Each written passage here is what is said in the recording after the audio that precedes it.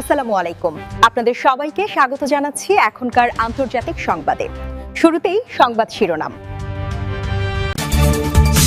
বরিশালের জনসভায় তারেক রহমান, সমগ্র দক্ষিণাঞ্চল বরিশালের বেল পার্কমুখী। দুপুরে তিস্তাপাড়ের জনসভায় যোগ দিবেন জামায়াত আমির। আসন্ন নির্বাচনে প্রধানমন্ত্রী হওয়ার দৌড়ে তারেক রহমান এগিয়ে দ্য ইকোনমিস্ট।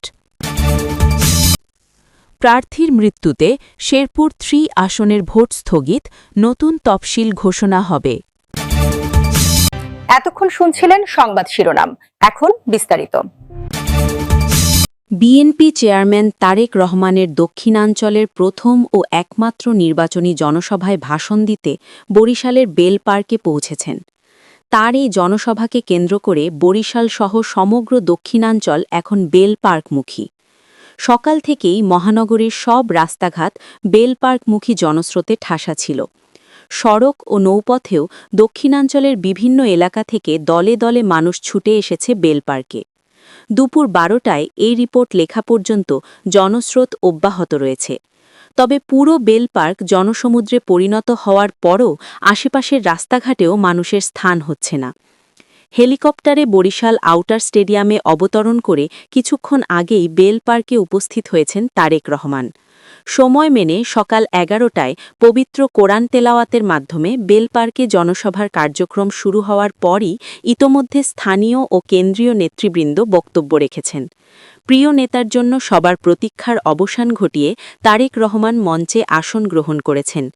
বরিশাল মহানগর আহ্বায়ক মনিরুজ্জামান ফারুখের সভাপতিত্বে সভায় স্থানীয় ও কেন্দ্রীয় নেতৃবৃন্দ উপস্থিত রয়েছেন। দীর্ঘ 2 দশক পরে তারেক রহমানের বরিশালে এই সফরে বরিশালবাসীসহ রাজনৈতিক পর্যবেক্ষক মহলেও ব্যাপক কৌতূহল সৃষ্টি করেছে। সবাই তাদের প্রিয় নেতাকে দেখার এবং তার কাছ থেকে দেশের ভবিষ্যৎ রাজনীতি ও অর্থনীতি সহ সামাজিক এবং দক্ষিণাঞ্চলের উন্নয়নে তার ভাবনার কথা শোনার প্রতীক্ষায় রয়েছেন। আসন্ন ত্রয়োদশ জাতীয় সংসদ নির্বাচনকে সামনে রেখে নির্বাচনী প্রচারণার অংশ হিসেবে আজ বুধবার তিস্তাপাড়ি জনসভায় অংশ নিতে যাচ্ছেন বাংলাদেশ জামায়াতে ইসলামীর আমির ডাক্তার শফিকুর রহমান। দুপুর 12:30টায় নীলফামারী ও লালমনিরহাট জেলার সংযোগস্থল তিস্তা ব্যারাজ এলাকার হেলিপ্যাড মাঠে এই জনসভার আয়োজন করা হয়েছে।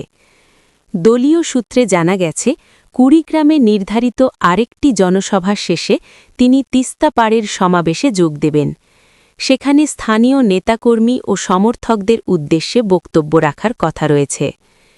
নীলফামারী জেলা জামায়াতের আমির এবং নীলফামারী 1 ডোমার ডিমলা আসনের দলীয় সংসদ সদস্য প্রার্থী অধ্যাপক মোহাম্মদ আব্দুস সাত্তার বিষয়টি নিশ্চিত করেছেন। দলীয় নেতাদের মতে, উত্তরাঞ্চলে তিস্তা নদীকেন্দ্রিক অঞ্চল দীর্ঘদিন ধরেই নদী ভাঙন, বন্যা নিয়ন্ত্রণ, কৃষি সেচ ও পানি বণ্টন ইস্যুতে আলোচনায় রয়েছে। ধারণা করা হচ্ছে এসব আঞ্চলিক ইস্যু সহ জাতীয় রাজনৈতিক পরিস্থিতি নিয়েও সমাবেশে বক্তব্য আসতে পারে।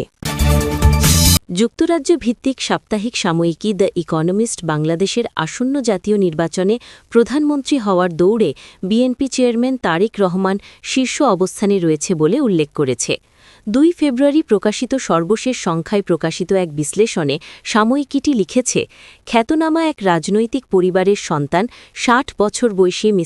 রহমান 12 ফেব্রুয়ারি অনুষ্ঠিত হতে যাওয়া সাধারণ নির্বাচনের পর বাংলাদেশের প্রধানমন্ত্রী হওয়ার শীর্ষ দাবিদার। বিশ্লেষণে বলা হয়, বাংলাদেশের রাজধানী ঢাকা থেকে উত্তরের দিকে বুলেট প্রুফ বাসে চড়ে এগিয়ে চলেছেন বিএনপির চেয়ারম্যান তারেক রহমান। তাকে এক ঝলক দেখার জন্য রাস্তার পাশে অপেক্ষায় বিপুল পরিমাণ সমর্থক। এই এক ঝলক দেখার সুযোগ দিতে প্রতি কয়েক মাইল পরপর গাড়ি বহর ধীর হয়ে আসে। উদ্বেলিত কর্মীরা বহরের দিকে ছুটে এসে সেলফি তুলছেন। গার্মেন্টস কারখানার জানালায় জড়ো হচ্ছেন নারী শ্রমিকরা। 4 ঘণ্টার দীর্ঘ যাত্রাপথে উত্তরের ময়মনসিংহে পৌঁছতে তার 4 ঘণ্টা সময় লেগেছে। সেখানে এক জনসভায় পৌঁছনো পর্যন্ত তিনি আকর্ষণীয়ভাবে মর্যাদার ভঙ্গিতে হাত নেড়ে যাচ্ছেন। ফেরার পথেও একইভাবে হাত নেড়েই কাটবে আরও 4 ঘণ্টা। ৬০ বছর বয়সী তারেক রহমান এক বিখ্যাত রাজনৈতিক পরিবারের উত্তরসূরি। ১২ ফেব্রুয়ারি সাধারণ নির্বাচনের পর বাংলাদেশের প্রধানমন্ত্রী হওয়ার দৌড়ে এগিয়ে আছেন তিনি। এই নির্বাচনটি হবে ১৮ মাস আগে ঘটে যাওয়া এক গণ অভ্যুত্থানের পর প্রথম ভোট। এর আগে জেনজি প্রজন্মের নেতৃত্বে আন্দোলনের মাধ্যমে সাবেক প্রধানমন্ত্রী শেখ হাসিনার আওয়ামী লীগের ১৫ বছরের দুর্নীতিগ্রস্ত ও দমনমূলক শাসনের অবসান ঘটে।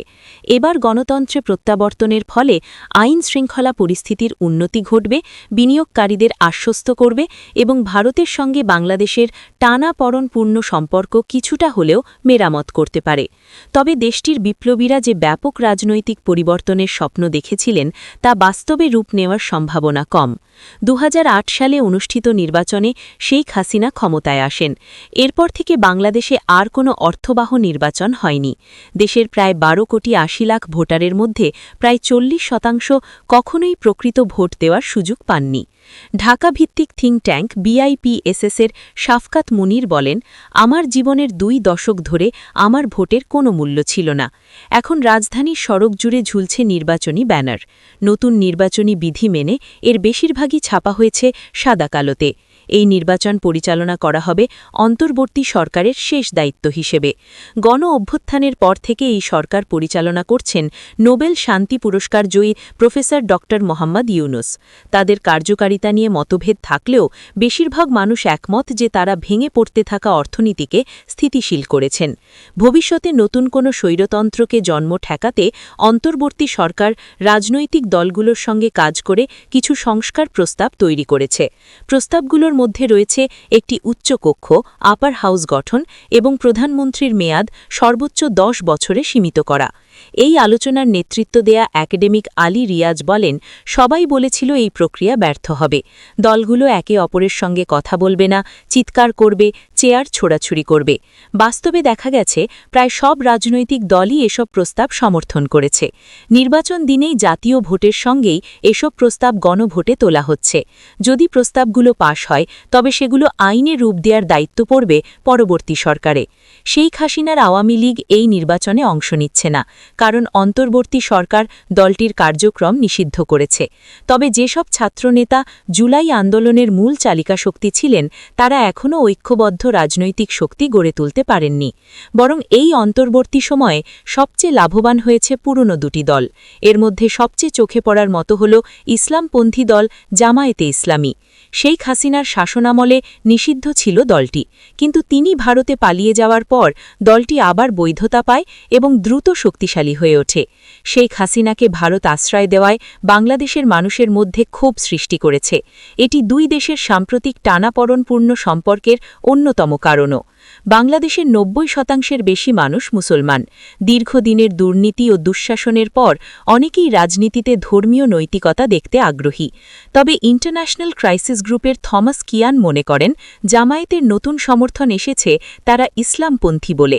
জামায়াত দাবি করে তারা সংযতভাবে এবং সব বাংলাদেশীর জন্য শাসন করবে, কিন্তু শহুরে মধ্যবিত্তদের মধ্যে দলটির উত্থাগ আতঙ্ক সৃষ্টি করেছে। তারা লক্ষ্য করছেন দলটি কোনো মারি প্রার্থী দেয়নি। নারীদের কাজের সময় সীমিত করার ইঙ্গিত দেওয়াও তাদের জন্য বিব্রতকর হয়ে উঠেছে।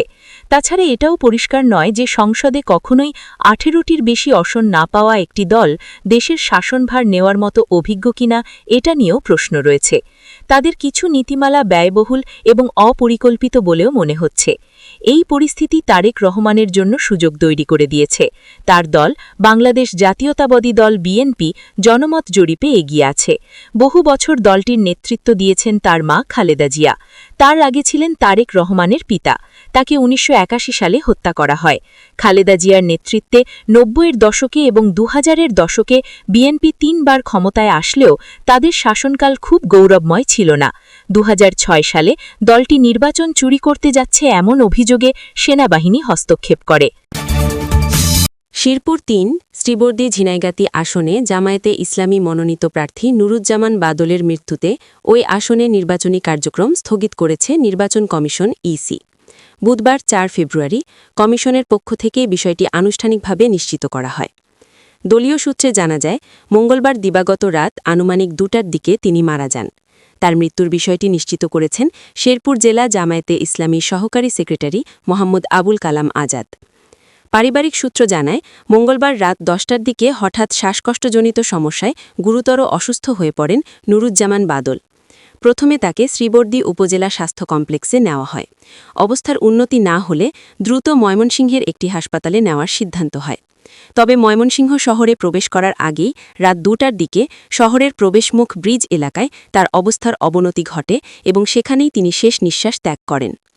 গণপ্রতিনিধিত্ব আদেশ ১৯৭২-এর অনুচ্ছেদ ১৭(১) অনুযায়ী মনোনয়ন প্রত্যাহারের সময়সীমা পার হওয়ার এবং ভোট গ্রহণের আগে কোনো বৈধ প্রার্থী মৃত্যুবরণ করলে সংশ্লিষ্ট আসনের নির্বাচন স্থগিত বা বাতিল করতে হয়। আইন অনুযায়ী প্রার্থীর মৃত্যুর বিষয়টি নিশ্চিত হওয়ার পর রিটার্নিং কর্মকর্তা গণবিজ্ঞপ্তির মাধ্যমে নির্বাচনী কার্যক্রম স্থগিতের ঘোষণা দেন। পরবর্তী সময়ে নির্বাচন কমিশন নতুন তফসিল ঘোষণা করবে। তবে আইন অনুযায়ী কিছু ক্ষেত্রে নির্বাচন স্থগিত নাও হতে পারে, যেমন মৃত ব্যক্তি যদি চূড়ান্ত বৈধ প্রার্থী হিসাবে স্বীকৃত না হয়ে থাকেন অথবা একই দলের বিকল্প বৈধ প্রার্থী বিদ্যমান থাকে।